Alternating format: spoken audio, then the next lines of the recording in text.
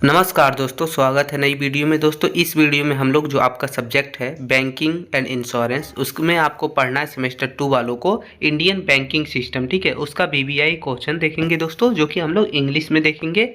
इससे पहले हमने हिंदी में देख लिया है, तो आप जाके देख लीजिएगा। और इसका एग्ज़ाम जो है वो हिंदी इंग्लिश दोनों में होता है, तो आपको घबराना नहीं है। आप जैसे तैयारी कर रहे हैं वैसे कर लीजिए, कोई दिक्कत नहीं है, ठीक है। तो देखिए, जो पहला हम लोग का क्वेश्चन है वो बोल रहा है कि what methods does the reserve bank of India use for credit control, explain, ठीक है।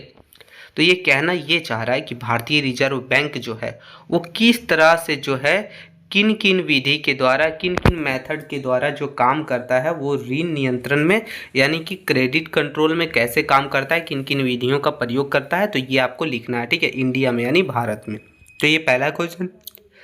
क्वेश्चन दूसरा देखेंगे दोस्तों, बोल रहा है कि explain the various objectives of the state bank of India, यानी स्टेट बैंक ऑफ इंडिया के जितने भी उद्देश्य हैं, जितने भी ऑब्जेक्टिव्स हैं, वो आपको एक्सप्लेन करना है। ये क्वेश्चन नंबर दूसरा है, ठीक है।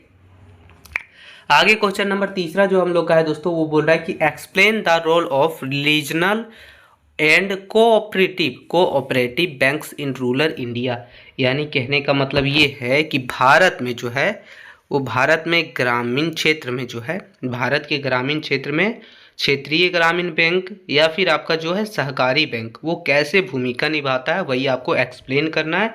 यही लिखा है, explain the role of regional and cooperative bank in rural India, ठीक है, रूरल इंडिया।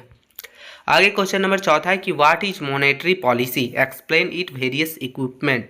यानी कि मॉनेटरी पॉलिसी का मतलब होता है मौद्रिक नीति। आपने पढ़ा होगा कि मौद्रिक नीति क्या है, ये आपको पहला देखना है। उसके बाद इसके जितने भी उपकरण है, इक्विपमेंट, ठीक है, यानी इसका मतलब उपकरण होता है, उसको आपको एक्सप्लेन करना है, वर्णन करना है, ठीक है।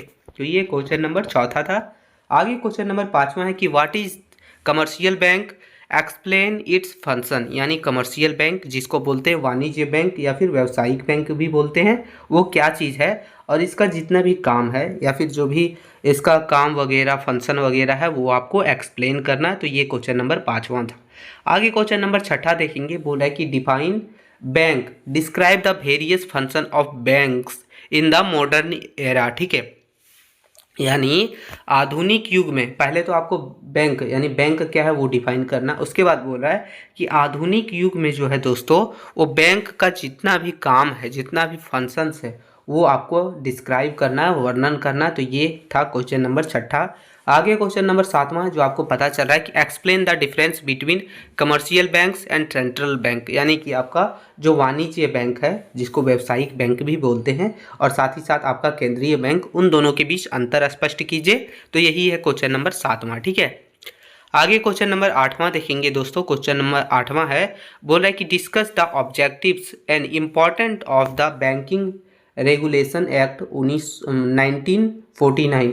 यानी कि जो बोल रहा है आपका जो अधिनियम था, कौन सा अधिनियम, तो बैंकिंग अधिनियम। बैंकिंग अधिनियम जो 1949 में पारित किया गया था, शुरू किया गया था, उसका उद्देश्य क्या है, यानी उसका ऑब्जेक्टिव्स क्या है और उसका महत्व क्या है, तो वही आपको डिस्कस करना है क्वेश्चन नंबर आठवां में, ठीक है। आगे क्वेश्चन नंबर नौवां देखेंगे दोस्तों। बोल रहा है कि discuss the role of development banks in economics development. यानी अर्थव्यवस्था में जो है वो बैंक का क्या रोल रहता है, ये आपको एक्सप्लेन करना है। यही आपका क्वेश्चन नंबर नौवां है। बोल रहा है कि आर्थिक विकास में, यानी कि आर्थिक विकास में बैंक की जो जो भूमिका है वो आपको लिखना है।